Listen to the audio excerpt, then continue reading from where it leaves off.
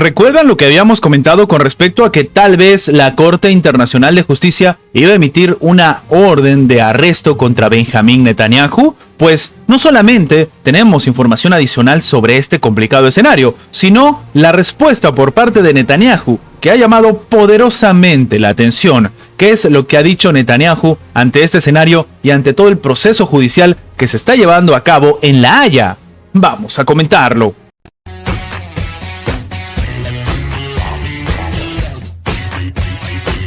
Benjamín Netanyahu, el primer ministro de Israel, ha advertido a la Corte Penal Internacional que, por si acaso, cualquier tipo de acción que vayan a tomar o de decisión no tiene ningún tipo de sentido para ellos, porque no tienen la autoridad sobre el Estado de Israel para sancionarlo por la ofensiva del país hebreo.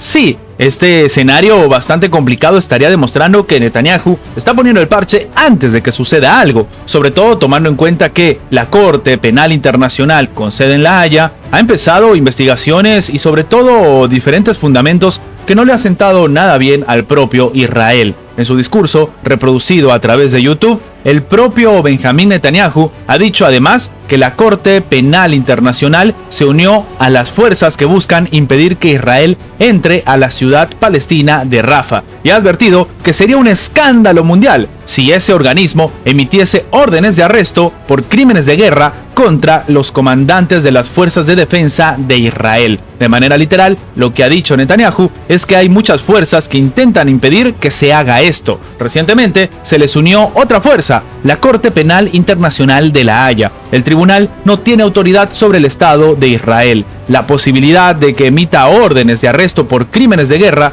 contra comandantes de las fuerzas de defensa de Israel y de líderes estatales es un escándalo a escala histórica. Esto es lo que ha dicho Netanyahu, desacreditando completamente la autoridad de la Corte Penal Internacional. Claro, si no estamos en un Estado de Derecho, ¿para qué ha servido el proceso judicial? De hecho, si la resolución hubiera sido favorable a Israel, ¿esto hubiera dicho igual Netanyahu? Decir que da igual porque esto no aplica para ellos. Lo que llama la atención es que pese a esta negativa intencional, incluida la del propio Estados Unidos, el primer ministro de Israel ha advertido que va a entrar a Rafah y no le interesa ningún tipo de fundamento, ningún tipo de postura o incluso de amenaza, pues él considera que en esa ciudad fronteriza con Egipto se encuentran importantes batallones de Hamas. Claro, aparentemente esto lo piensa ahora, porque en el pasado le dijeron a todos los palestinos que se vayan a Rafah porque era una zona segura y porque ahí no iban a meterse, tomando en cuenta que ahora hay más de 1,5 millones de personas en esta zona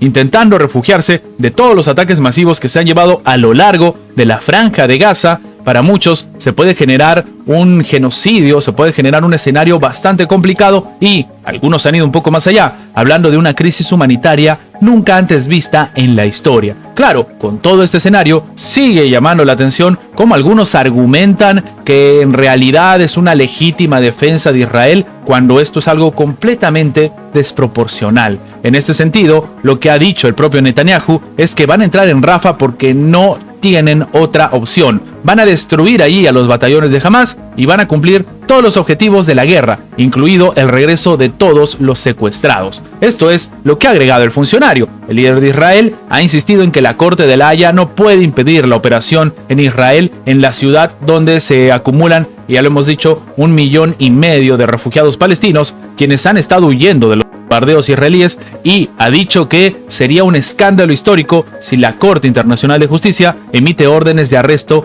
por crímenes de guerra contra los comandantes. Llama la atención porque él también está en esta lista de eventuales solicitudes de búsqueda y captura, o al menos orden pues de arresto. Lo que llama la atención, y terminó diciendo Netanyahu, es que esta será la primera vez que un país democrático que lucha por su vida según todas las normas del derecho internacional, al menos es lo que dice él, sea acusado de crímenes de guerra. Si esto sucede, será una mancha indeleble para toda la humanidad. O al menos este es el argumento de Netanyahu. Como si se tratase de un mal chiste, de una mala broma o de una estrategia bastante inquietante por el poder o el acercamiento que puede tener Estados Unidos, el presidente de la Cámara de Representantes de Estados Unidos, Mike Johnson, ha informado el día de hoy que el secretario de Estado Antony Blinken confirmó durante una conversación la intención de la Casa Blanca de instar públicamente a la Corte Penal Internacional a que no se emita ninguna orden de arresto contra ningún funcionario de Israel.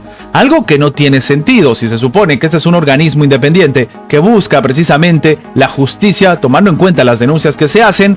¿Por qué Estados Unidos tendría un peso más allá de la ley, más allá de la resolución de un organismo que se supone es completamente independiente? Lo que llama la atención, y dijo Johnson durante una rueda de prensa, es que él habló en la última hora con el secretario de Estado Antony Blinken sobre este tema, y él le confirmó que la posición de la Casa Blanca es también la de ellos. Es decir, que en este caso aparentemente no solamente la Cámara de Representantes sino la Casa Blanca sí que se llevan muy bien y comulgan pues en esta situación de seguir apoyando a muerte, parece a veces literal, al propio Israel. Lo que el mismo funcionario ha dicho es que se alegra de que estén confirmando y afirmando este tipo de declaraciones y sospecha que lo van a hacer públicamente, es decir, la Casa Blanca. Más tarde, el día de hoy, le van a pedir a la propia Corte Penal Internacional que sencillamente se retire.